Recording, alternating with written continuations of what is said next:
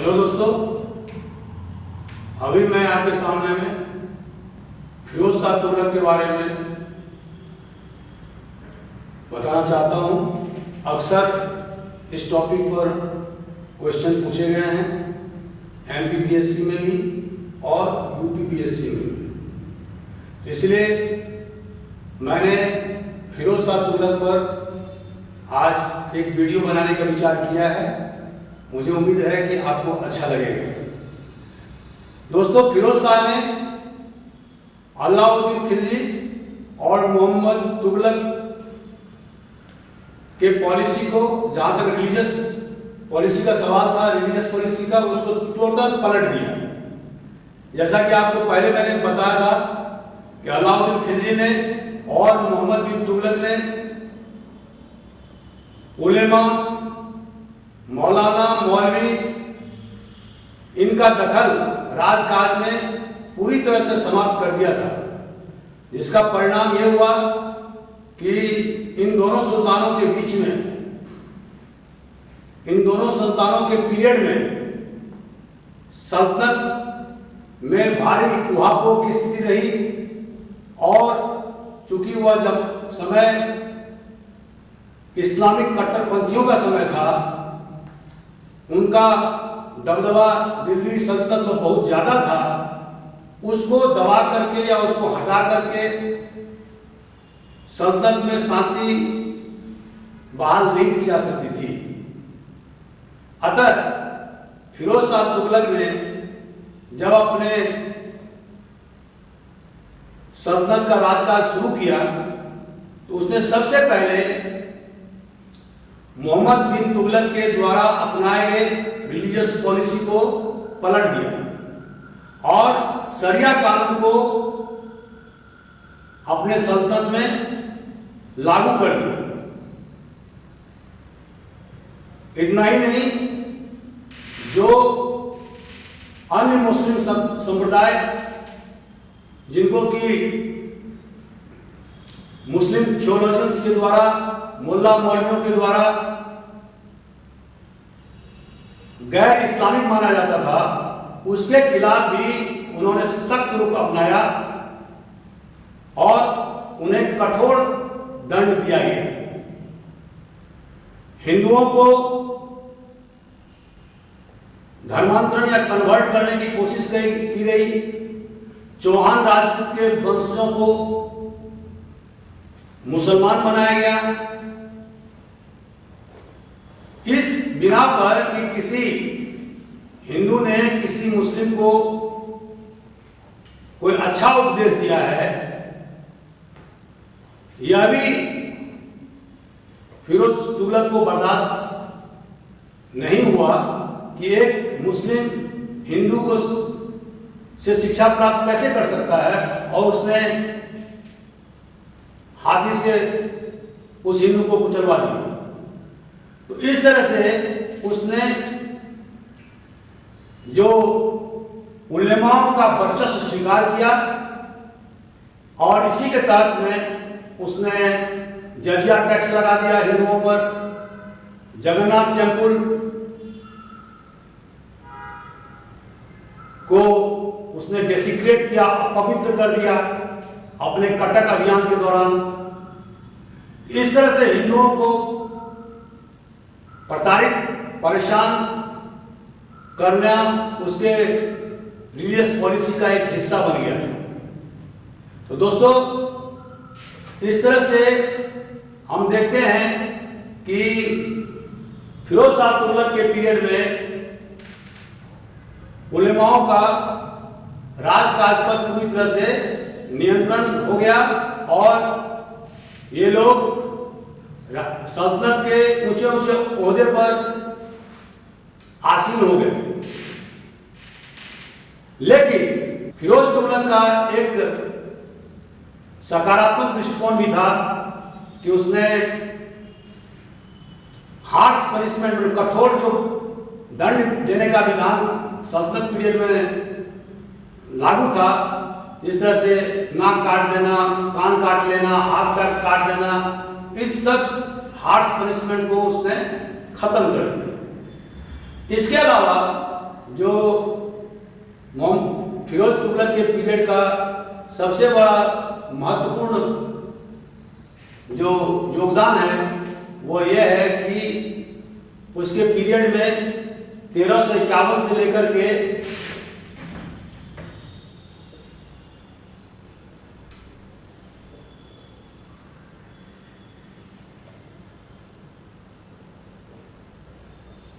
1388 ईस्वी तक सल्तनत काल पूरी तरह से पीसफुल रिजिम रहा। उसका रीजन ये रहा कि फिरोज ने यह निर्णय लिया कि जो दक्षिण के प्रांत आजाद हो गए हैं, जैसे बहमनी साम्राज्य आजाद हो गया था हसन गंगू के नेतृत्व में, या विजयनगर साम्राज्य की स्थापना 1336 में हरिहर और बुग्गा दो हिंदू भाइयों के द्वारा शुरुआत की गई थी, या बंगाल में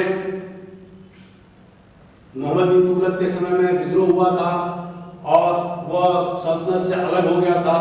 तो फिरोज ने यह निर्णय लिया कि जो प्रोविंसेस, जो राज्य सल्तनत से अलग हो गए हैं, उसको उन्हें मिलाने के लिए एनेक्सेशन पॉलिसी अडॉप्ट नहीं करना है, बल्कि जो राज्य उनके एरिया में है, जो प्रोविंसेस अभी उनके क्षेत्र में रह गया है, उसी को उन्होंने मजबूत करने का प्रयास किया। और उसके बाद भी हालांकि बहुत सारे विद्रोह उनके पीरियड में हुए, सिंध में और उड़ीसा में, गुजरात में, इन सब जगहों पर विद्रोह हुए, लेकिन इन विद्रोहों को उसने दबा दिया।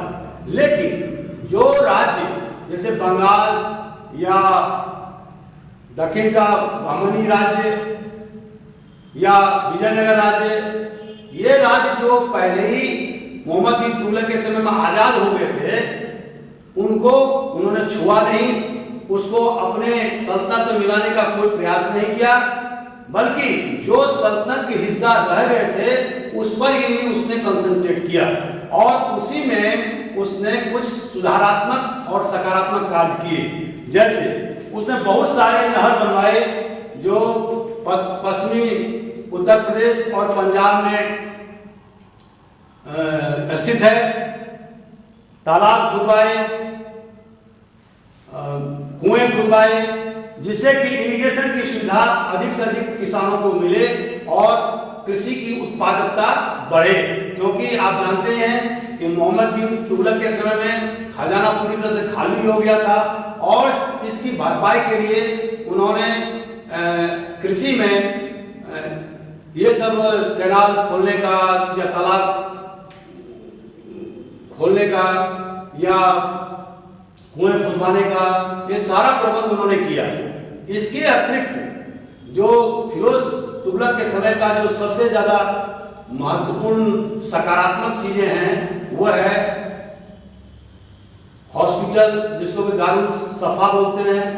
नीडी मतलब गरीब, कमजोर, मजलूम लोगों के लिए निःशुल्क ट्रीटमेंट की व्यवस्था उन्होंने अपने सल्तनत के क्षेत्र में किया। इसके अलावा स्कूल्स खोले गए, मदरसा खोले गए और वहाँ पर मदरसा में इस्लामिक प्रिंसिपल का, इस्लामिक सिद्धांतों के बारे में बच्चों को जानकारी दी गई और इस तरह से उन्होंने बहुत सारे जनकल्याणकारी कार्य किए। इसके अतिरिक्त उन्होंने 6 शहर, खास करके जौनपुर जो पूर्वी यूपी में है, फिरोजपुर जो पंजाब में है, हिसार जो हरियाणा में है, फिरोजाबाद जो यूपी में है और फतेहाबाद जो यूपी में, इन सब जगहों पर उन्होंने अच्छे टाउन प्लानिंग के साथ में शहर की स्थापना किया, जो बाद में शासन सूत्र के संचालन के केंद्र बने। और इसके अतिरिक्त जो सबसे नुकसानदायक चीज फिरोज ने किया था वो किया था कि उसने अलाउद्दीन खिलजी के समय में और मोहम्मद बिन तुगलक के समय में जो नॉबिलिटी थी, जो अवजात वर्ग थे, उनमें मेरिट के आधार पर चुनाव न करते हुए उसने जागीर सिस्टम को हेरिडिटरी कर दिया। इसका मतलब ये हुआ, अगर पिता नोबल है तो उसका पुत्र, पिता के मरने के बाद में पुत्र भी नोबल हो जाए, उस जागीर का मालिक हो जाए। इस तरह से जागीरदारी सिस्टम को पूरी तरह से फिरोज ने स्थापित कर दिया, ताकि नोबल्स संतुष्ट रहें, उनके पेमेंट की राशि बढ़ा दी गई ताकि वो विद्रोह नहीं कर सकें और सल्तनत में पूरी तरह से शांति और व्यवस्था का राज कायम हो सके। सबसे बड़ा जो आमूलचूल परिवर्तन फिरोज ने सल्तनत के प्रशासन में किया वह था अलाउद्दीन खिलजी और मोहम्मद बिन तुगलक के मिलिट्री पॉलिसी को पूरी तरह से ध्वस्त कर देना, मतलब पलट देना। जैसा कि दोस्तों आपको मालूम है कि अलाउद्दीन खिलजी एक स्टैंडिंग आर्मी रखता था, जिसको पेमेंट किया जाता था, कैश नगद दिए जाते थे और उन पर विभिन्न प्रकार के खुफिया तंत्रों के द्वारा उनको नियंत्रण करने का प्रयास किया जाता था ताकि वो विद्रोह नहीं कर सके। उनका कैश पेमेंट होता था। मोहम्मद बिन तुगलक के समय में ही यही प्रथा चालू रही और इस प्रथा को फिरोज ने पूरी तरह से समाप्त कर दिया और उन्होंने मिलिट्री में भी हेरिडिटरी सिस्टम लागू कर दिया। इसका मतलब यह हुआ कि जो सेना के जवान रिटायर हो जाते हैं या मर जाते थे तो उस स्थिति में उनका कोई रिलेटिव या पुत्र सेना में भर्ती हो जाता था।